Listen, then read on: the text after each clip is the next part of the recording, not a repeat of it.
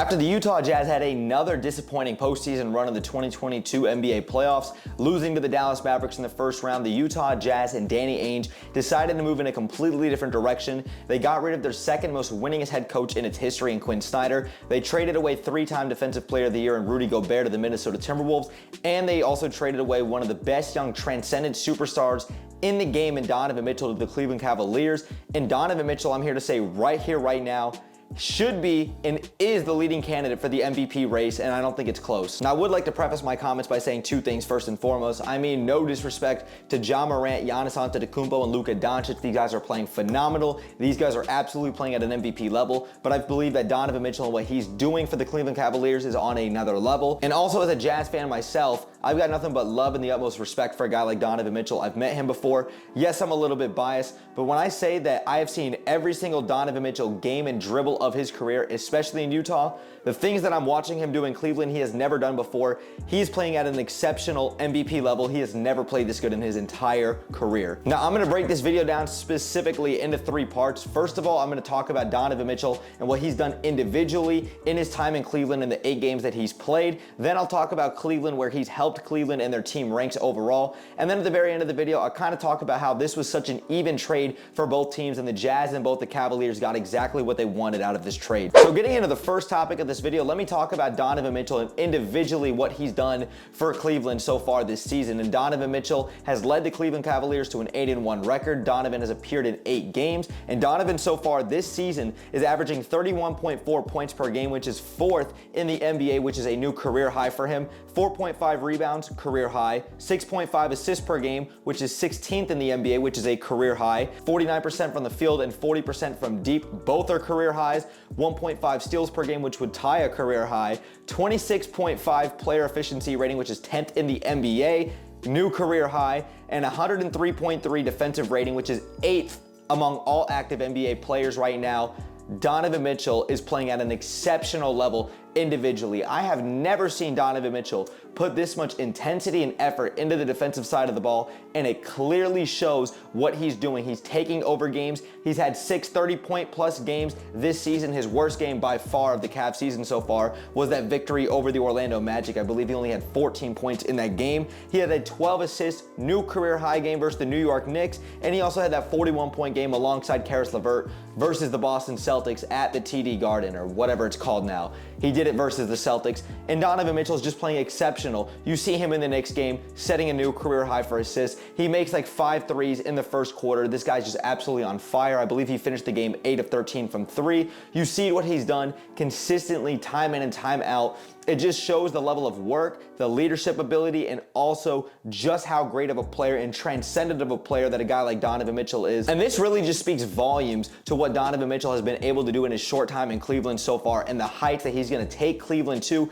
because we know Donovan Mitchell, historically speaking, is one of the best playoff performers in terms of points per game and his efficiency, and Donovan Mitchell is clearly doing that in Cleveland right now, even though we're just 8-9 games into the regular season. It speaks volumes to his leadership ability, the type of character that he is, and the type of work that he puts in on and off the court, and his ability to really galvanize everybody, considering the fact that Darius Garland's only played for 2 games. He's holding the castle down, he's making everybody around him better, and he's clearly taken a huge step up from what he's done in the past, and we speak volumes to how Donovan Mitchell has played in Utah, but he's playing on an absolutely different and MVP level right now in Cleveland. So getting into the second topic of this video, we're going to actually talk about how Cleveland has actually performed as a team with the way Donovan Mitchell has really put this team on his back. Cleveland, as of right now, is the number 4 3-point shooting team in the NBA. They're number 10 in the league in field goal percentage. They're number 8 in points per game. They're number 6 in offensive efficiency, and they are number 2 in defensive efficiency. And a lot of this has to do with Donovan Mitchell. Obviously, you're going to talk about young cats like Evan Mobley, Jared Allen being a phenomenal player, and the rest of this roster construction.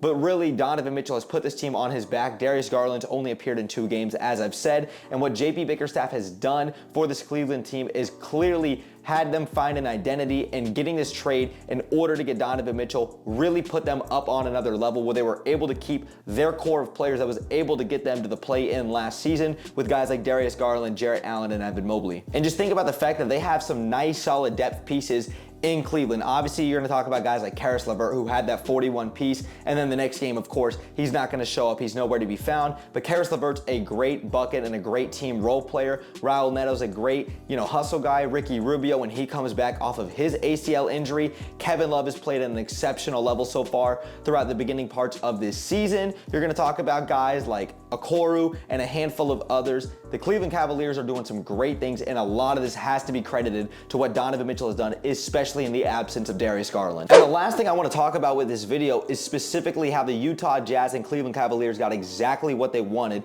for both sides of this trade. The Cavs, as of right now, they got Donovan Mitchell in the trade, and I've listed already all the amazing things Donovan Mitchell has done for Cleveland and how Donovan Mitchell's performed individually with his time in Cleveland. But when you look at it from the flip side of what the Jazz got Colin Sexton, Lauri Markkanen, Abaji, 3 first unprotected picks from the Cavs, as well as 2 pick swaps. The Jazz got an absolute haul for Donovan Mitchell, and I think that was the best haul that they got and Danny Ainge was able to get. It's clearly better than any package that they would have gotten from the Knicks, and look how it's working out for the Jazz. The Jazz are currently 8-3. They're coming off a huge win without Jared Vanderbilt, another great role player that they got from the Timberwolves, over the LA Clippers the other night. And the Jazz are the surprise team of the NBA. Nobody and their mother, except for Will Hardy and maybe the guys in the locker room, actually thought that the Jazz were going to be competing, and they're tied for the #1 seed in the Western Conference. Danny Ainge has 14 future draft picks in the first round, and the Jazz are doing phenomenal things right now. The Jazz got what they want. They moved on from Donovan Mitchell. They're going in a completely different direction, even though it doesn't seem like it with all the winning that they're doing. And the Cavs are making themselves known as a top title contender in the Eastern Conference, and they are neck and neck with the Milwaukee Bucks right now. And before I really end this video, I just want to say I am so happy for Donovan Mitchell. I've got nothing but the utmost love and respect for him. Like I said, coming from a Jazz fan, I've met Donovan Mitchell before twice, and I met him in his rookie season in Orlando prior to him even being a starter in the NBA. He's such a humble and great guy. I think Cleveland fans and NBA fans got nothing but the utmost love and respect for a guy like Donovan Mitchell as well too, and I wish him nothing but the best. Donovan Mitchell truly is an amazing guy, and I'm so happy to see him succeeding and seeing that both the Jazz and the Cavs got exactly what they wanted out of this trade. But Cavalier fans and NBA fans, let me know your thoughts in the comments down below. Why do you guys think that Donovan Mitchell should be MVP? Because I personally believe that Donovan Mitchell should be MVP as of right now, and I think that he is overtaking that #1 lead for the MVP race as of right now. Please let me know your thoughts in the comments down below. But if you guys enjoyed today's video, man, make sure you guys drop me a thumbs up. It takes 1 second and it helps me and the channel out tremendously. And if you guys are new here, consider hitting that subscribe button. Stay tuned for more NBA, Jaguars, and UCF content that I do here on YouTube. And make sure y'all follow me on my socials, especially on Twitter. I'm very active and I'm on there every single day. The link tree will be in the description down below so that y'all can go check that out. But thanks again for sticking around throughout the whole video. Brett James, aka BJ, I'm out, y'all. Peace.